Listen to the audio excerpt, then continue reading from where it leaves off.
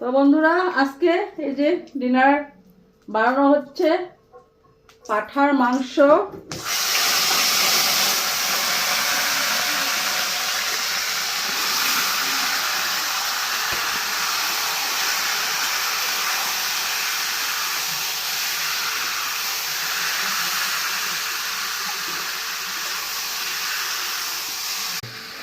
তো চলো দেখো, এদিকে আমার মশলা সব কিছু দিয়ে ভালো করে একটু কষিয়ে নেই। মাংসটা সব একসাথে দিয়ে দিয়েছি।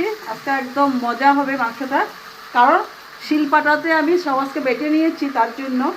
আর এদিকে দেখো মশলাটা খুব সুন্দর করে কষিয়ে নিচ্ছি। এখনও কালারটা আসে নেই বন্ধুরা, আসবে।